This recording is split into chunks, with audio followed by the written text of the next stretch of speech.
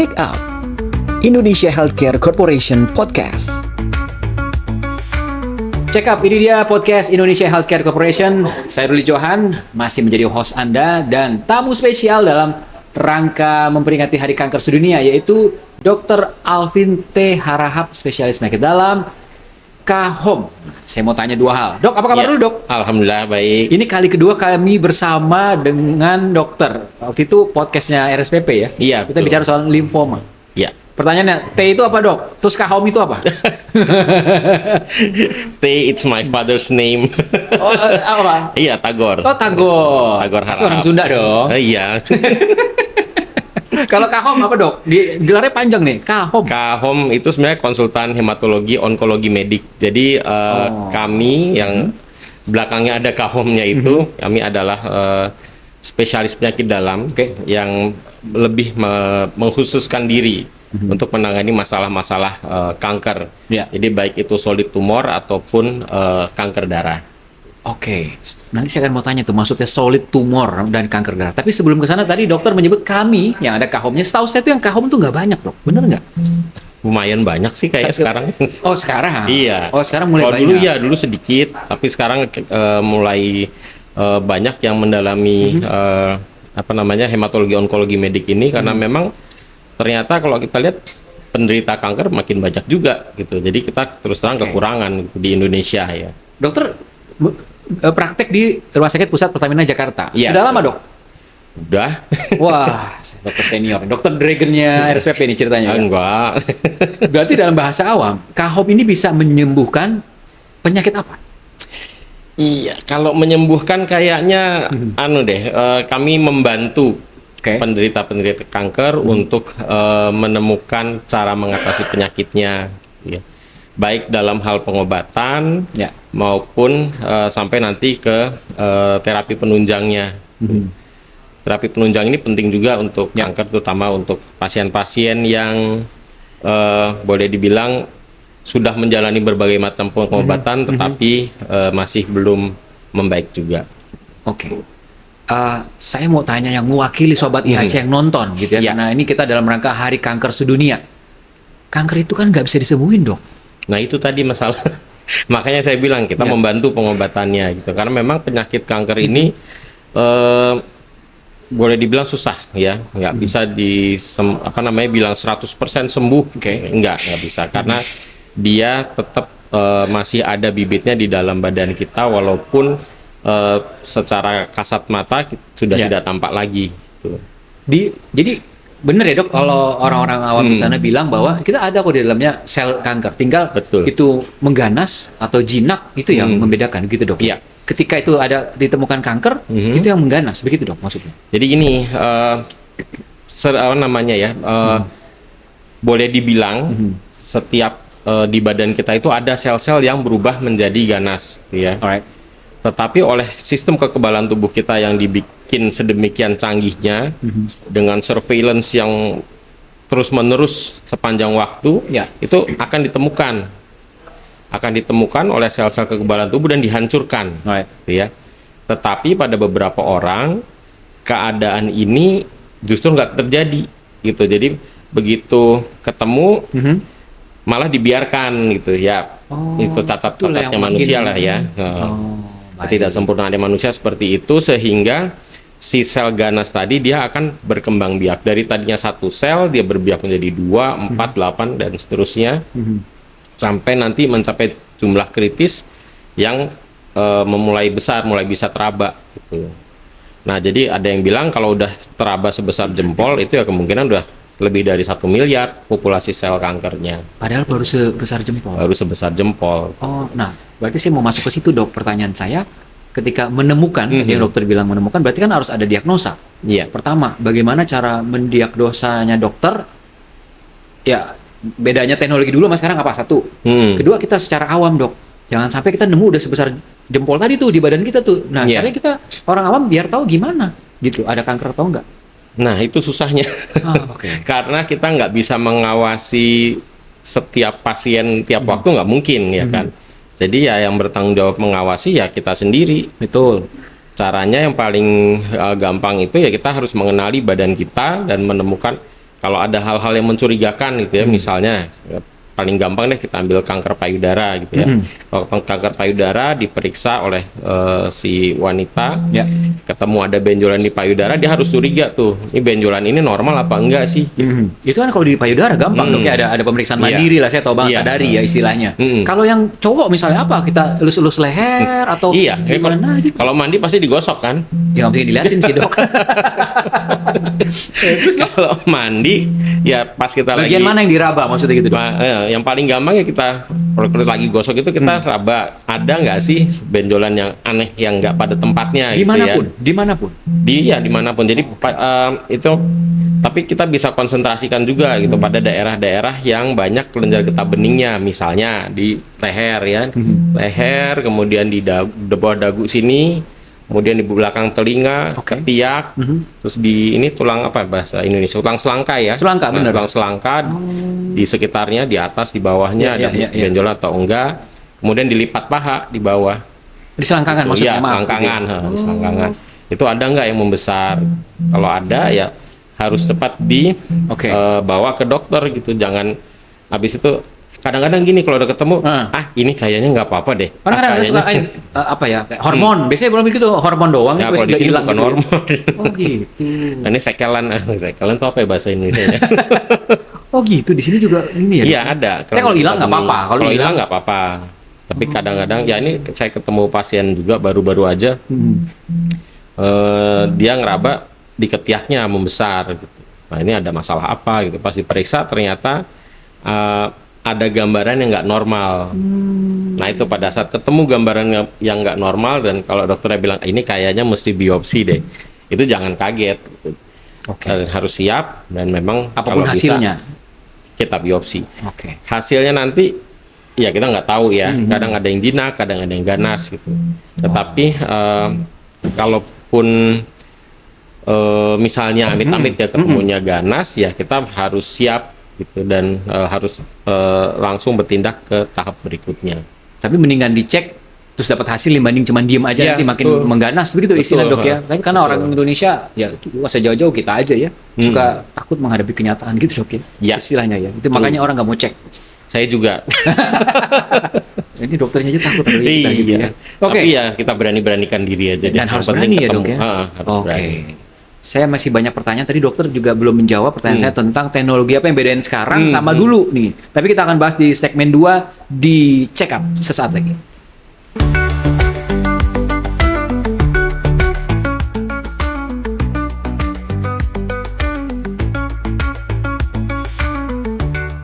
Ya, terima kasih Sobat IHC, Anda masih bersama dengan kami dalam rangka Hari Kanker Sedunia. Saya mengundang dokter spesial, Dr. Alvin Tagor apa Tigor tadi? Tagor harap saya marahin. Jangan diganti. Jangan. Tagor Harahap, spesialis penyakit dalam Kahom. Nah, itu Kahomnya tadi konsultan hematologi, onkologi medis. Nah, gitu. Dok, bedanya apa? Pemeriksaan diagnosis dulu sama sekarang, apakah lebih canggih atau bagaimana, Dok? Jelas lebih canggih dibanding dari dulu ya. Kemajuan teknologinya itu ya mulai dari yang paling, kalau basicnya sih sama, biopsi ya masih sama lah, zaman dulu juga biopsi. Tetapi setelah biopsi, pemeriksaan-pemeriksaan di baliknya itu udah sedemikian canggihnya gitu ya. Sehingga kita bisa mendeteksi berbagai macam jenis tumor dengan tingkat akurasi yang lebih bagus gitu ya. Nah itu dari hal biopsinya, kemudian dari hal terapinya juga. Dari imaging, ini kan baru tadi biopsi ya. Dan tidak penting sekali peranan imaging di kanker gitu. Dan sekarang kita udah dengar ada macam-macam ya, mulai dari CT scan biasa, mulai dari ronsen, kemudian USG, kemudian CT scan gitu. Itu juga. Ini di SPP ada semua dok ya? Ada. Ada.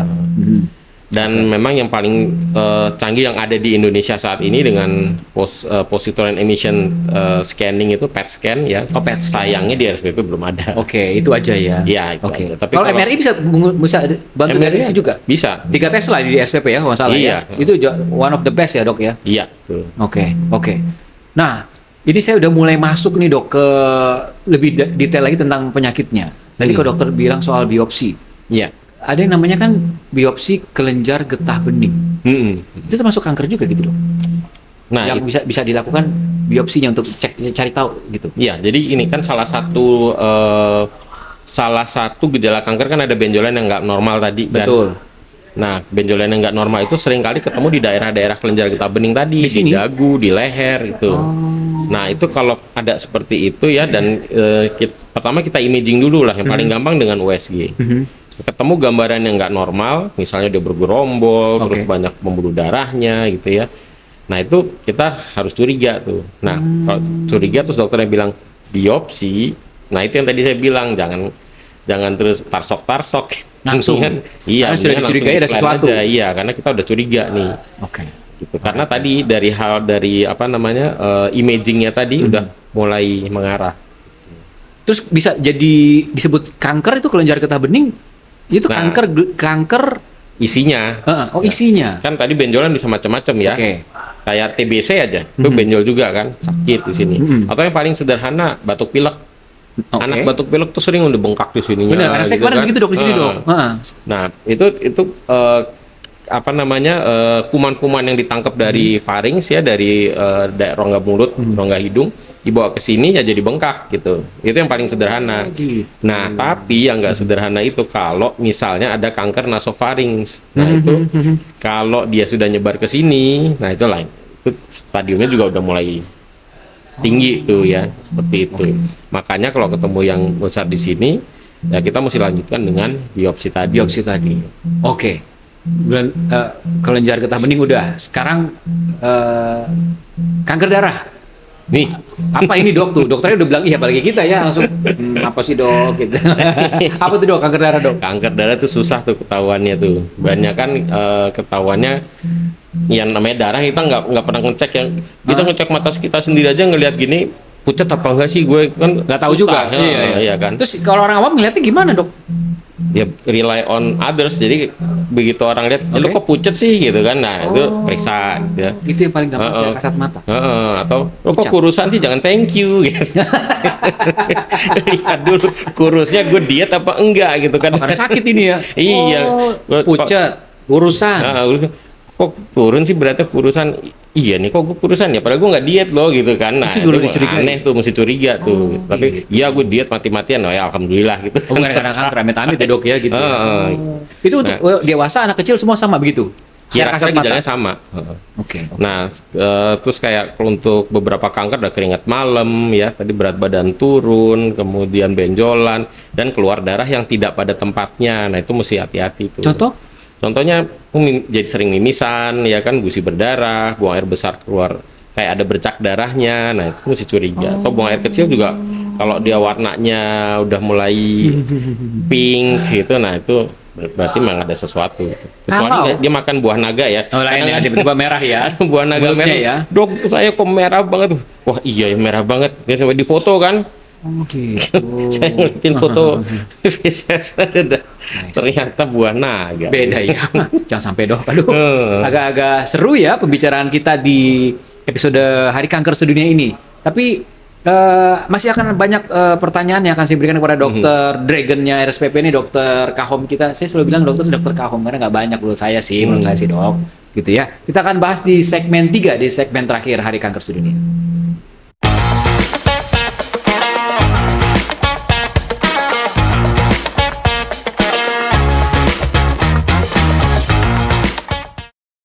Dokter Alvin, RJ, DOS, tempatnya DOS. Dokter suka foto-foto katanya? Iya, suka ngeliatin foto. Kalau saya foto pakai ini aja. Pakai gadget ya? Dokter mainnya gadget ya? Gampang bawanya sih.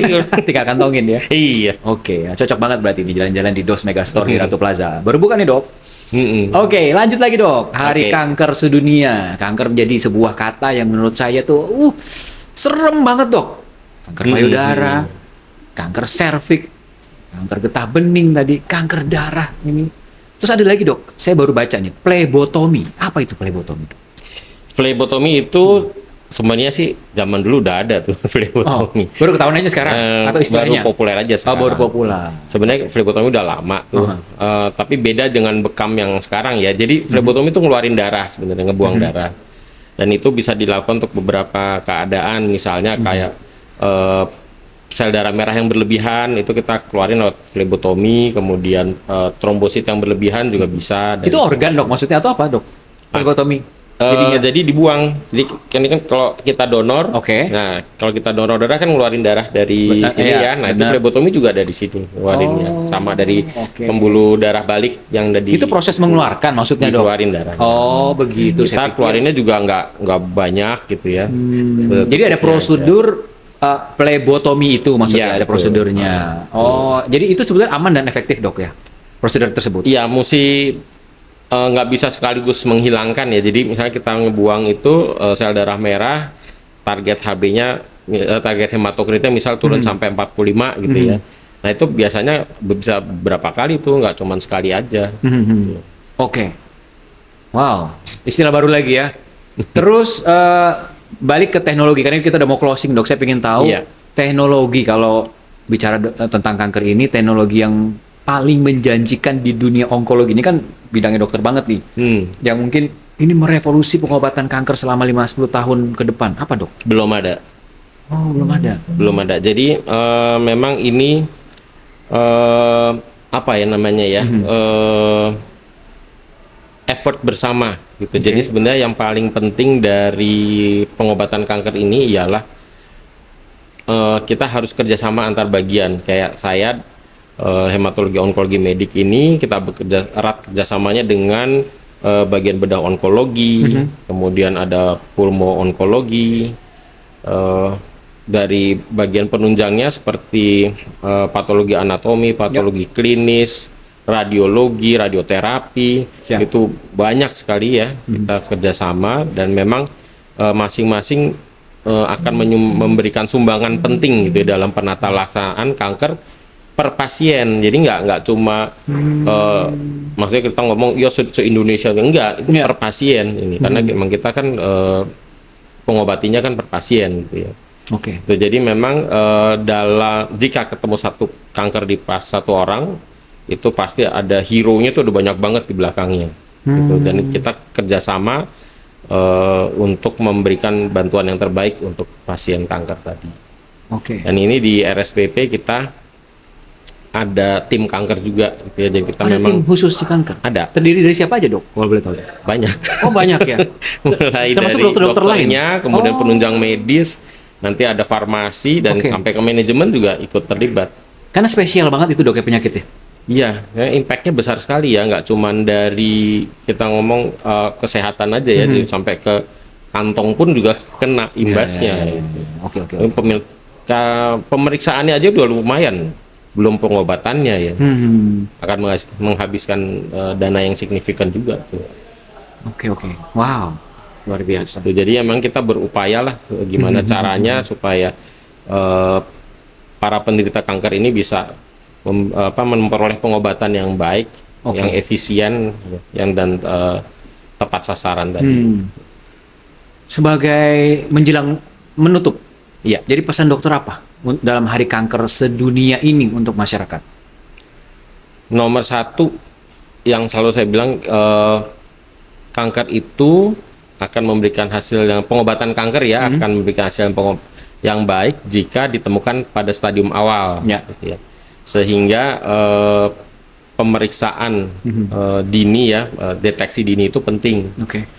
Dan salah satu deteksi dini yang penting itu adalah ya medical check up. Kan ada annual medical check up ya. Makanya namanya RSPP podcastnya juga check up dok. Ngingetin si para Iya. sobat IHC. By the way, saya juga mesti check up, lupa saya tanggal. Dokter juga harus check up, Pak. Iya, nanti no Iya. entry lagi, saya repot. Dokter juga manusia, bisa sakit juga. Benar. Nah, itu. Jadi rajin-rajin cek ya itu Iya, gitu, dok mesti ya. cek, Sama gaya hidup sehat mungkin dok sekarang ya dok ya. Dan gaya hidup sehat itu penting. Nomor satu saya paling itu musuh saya nomor satu adalah rokok. Tuh, bukan saya Tolong. ngomong rokok itu musuh itu Iya. temenan banget sama kanker ya dok. Nah, teman banget itu. Bestie Teman ya? akrab, Bestie besties. ya. Oke. Dan suka cari-cari gitu. Termasuk rokok konvensional, rokok elektrik, rokok apa lagi? You name it. Semuanya ya sama ya dok ya. Iya. Oke, itu kru-kru semua tuh pada ketawa-tawa tuh dok. Nah ya tolong ya berhenti merokok, itu penting sekali. Oke, terus dok kalau saya atau sobat IHC pingin ketemu dokter dalam rangka ingin memeriksa atau saya menemukan benjolan atau apa bisa langsung ke dokter atau kami harus ke dokter umum dulu atau gimana? Apa MCU dulu? Apa nggak perlu? Tergantung ininya ya, tergantung asuransi. Oh, tergantung asuransi. Iya, jadi masing-masing punya prosedur sendiri kayak BPJS gitu ya. Soal bokes? Kalau cash mah datang aja langsung ke saya. Oh, gitu. jadi nggak perlu saya harus MCU dulu dok, nggak perlu saya harus ke itu dokter. kan sarananya. Jadi ketemu yang aneh-aneh gitu. Nah, even periksa sendiri kan bisa. Tadi saya bilang kan. Atau lewat dokter. Dok, saya mau MCU, apa yang mesti diperiksa? Iya, bisa. boleh. Gitu ya? Oke. Sebagai closing, kalau saya sebut kata ini, dokter responnya apa gitu? Satu kata. Kalau saya sebut kanker, satu kata kanker apa menurut dokter? Kanker. Dari segi yang mana dulu? Bebas dok. Misalnya serem atau waspada atau kanker. Dokter Alvin. Oh salah ya. Apa dok? Kalau kanker dok? Siap-siap. Siap. Ya. Bersiap. Bener, Bersiap dalam arti bersiap. bisa harus MCU. Ya kan dok? Mencegah, bersiap. Kalau udah ketemu kita harus siap hasilnya dan siap mengobati dan seterusnya. Gitu dok ya? Iya. Betul. Oke. Terima kasih. Ini adalah episode spesial dengan dokter yang spesial. Kalau gitu, dok, closing dong, dok. Dokter yang closing, jangan saya, hostnya. Dokter yang closing Closingnya dulu, apa ya? Nah, Oke, para sobat RSVP dan IHC. Jadi Sampai ketemu. Sampai ketemu di podcast selanjutnya. sampai jumpa. Sampai jumpa.